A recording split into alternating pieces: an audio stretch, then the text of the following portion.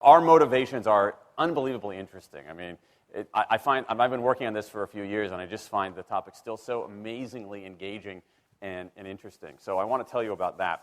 The science is really surprising. The science is a little bit freaky, okay? We are not as endlessly manipulable and as predictable as you would think. There's a whole set of unbelievably interesting studies. I want to give you two that call into question this idea that if you reward something, you get more of the behavior you want. If you punish something, you get less of it. So let's go from London to the mean streets of Cambridge, Massachusetts, in the northeastern part of the United States. And let's talk about a study done at MIT, Massachusetts Institute of Technology. Here's what they did. They took a whole group of students, and they gave them a set of challenges. Things like memorizing strings of digits, solving word puzzles, other kinds of spatial puzzles, even physical tasks like throwing a ball through a hoop. Okay, they gave them these challenges, and they said to incentivize their performance, they gave them 3 levels of rewards. Okay?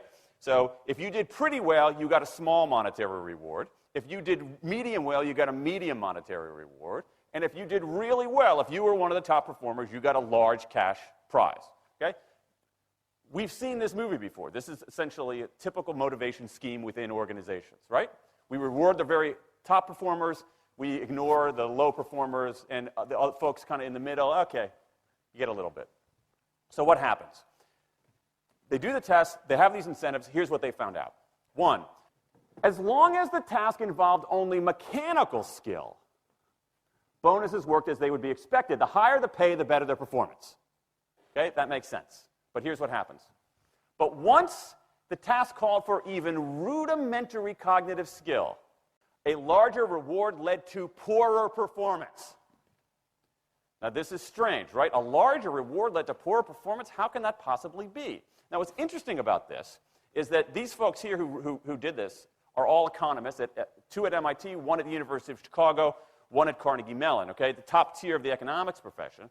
And they're reaching this conclusion that seems contrary to what a lot of us learned in economics, which is that the higher the reward, the better their performance. And they're saying that once you get above rudimentary cognitive skill, it's the other way around.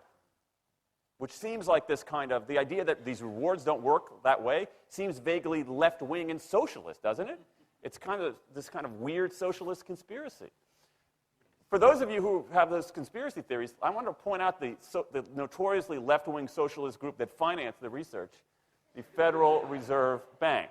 So this is the mainstream of the mainstream coming to a conclusion that's quite surprising. Seems to defy the laws of behavioral physics. So this is strange. It's strange finding. So what do? They say, this is freaky. Let's go test it somewhere else. Maybe that $50 or $60 prize isn't sufficiently motivating for an MIT student, right? So let's go to a place where $50 is actually more significant relatively. Right? So let's take the experiment. We're going to go to Madurai, India, rural India, where $50, $60, whatever the number was, is actually a significant sum of money. So they replicated the experiment in India roughly as follows. Small rewards, the equivalent of 2 weeks' salary. Small performance, low performance, 2 weeks' salary. Medium performance, about a month's salary. High performance, about 2 months' salary. Okay, so those are real good incentives. Okay, so you're going to get a different result here. Well, what happened, though, was that the people offered the medium reward did no better than the people offered the small reward. But this time around, the people offered the top reward. They did worst of all. Higher incentives led to worse performance. What's interesting about this is that it actually isn't all that anomalous. This has been replicated over and over and over again by psychologists, by some extent by sociologists, and by economists, over and over and over again. For simple, straightforward tasks, those kinds of incentives, if you do this, then you get that, they're great. For tasks that are algorithmic, set of rules where you have to just follow along and get a right answer, if-then rewards, carrots and sticks, outstanding. But when the task gets more complicated, when it requires some conceptual, creative thinking, those kinds of motivators demonstrably don't work. In fact, money is a motivator at work, but in a slightly strange way. If you don't pay people enough, they won't be motivated. What's curious about, there's another paradox here, which is that the best use of money as a motivator is to pay people enough to take the issue of money off the table. Pay people enough so that they're not thinking about money and they're thinking about the work.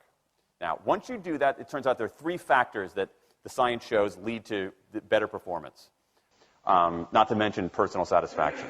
Autonomy, mastery, and purpose. Autonomy is our desire to be self-directed, to direct our own lives.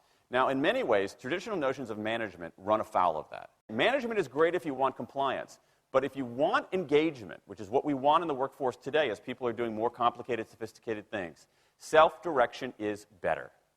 Let me give you some examples of this, of almost radical forms of self-direction in the workplace that lead to good results. Let's start with this company right here, Atlassian, an Australian company. It's a software company, and they do something really cool.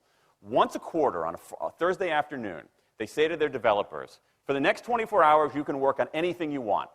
You can work on it the way you want. You can work on it with whomever you want. All we ask is that you show the results to the company at the end of those 24 hours in this fun kind of meeting, not a star chamber session, but this fun meeting with beer and cake and fun and other things like that. It turns out that that one day of pure, undiluted autonomy has led to a whole array of fixes for existing software, a whole array of ideas for new products that otherwise had never emerged.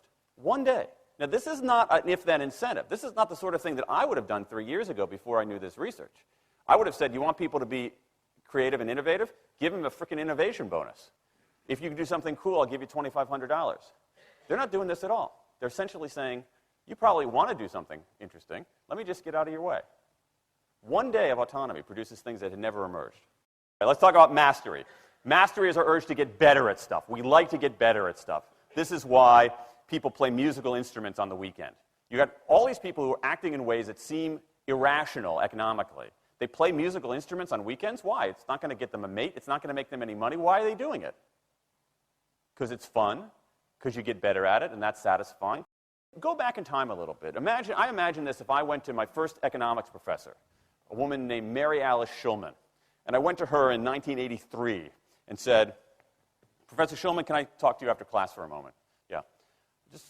I got this inkling. I got this idea for a business model. I just want to run it past you. Here's how it would work. You get a bunch of people around the world who are doing highly skilled work, but they're willing to do it for free and volunteer their time, 20, sometimes 30 hours a week.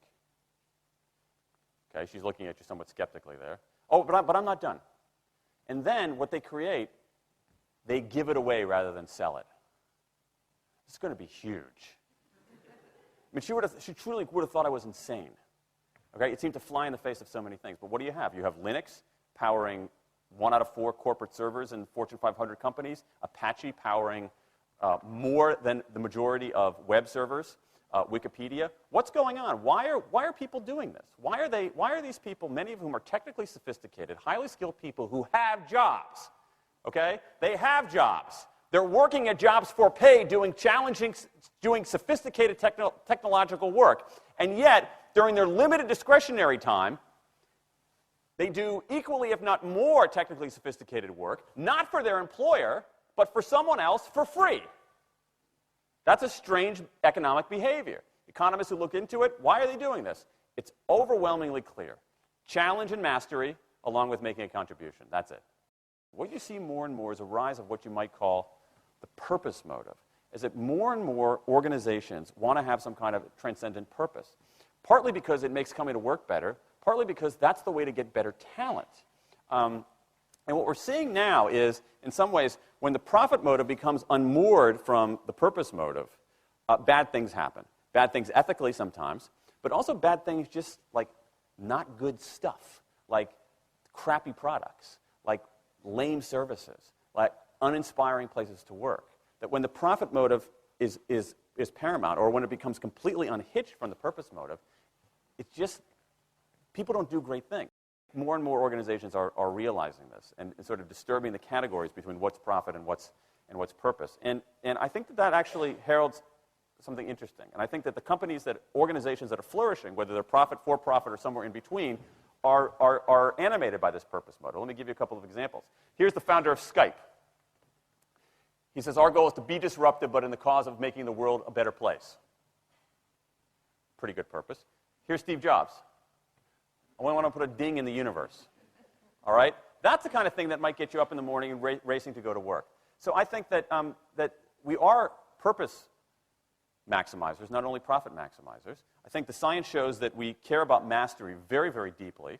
And the science shows that we want to be self-directed. And I think that the big takeaway here is that if we start treating people like people and not assuming that they're simply horses, slower, smaller, better-smelling horses, if we get past this kind of ideology of carrots and sticks and look at the science, I think we can actually build organizations and work lives that make us better off, but I also think they have the promise to make our world just a little bit better.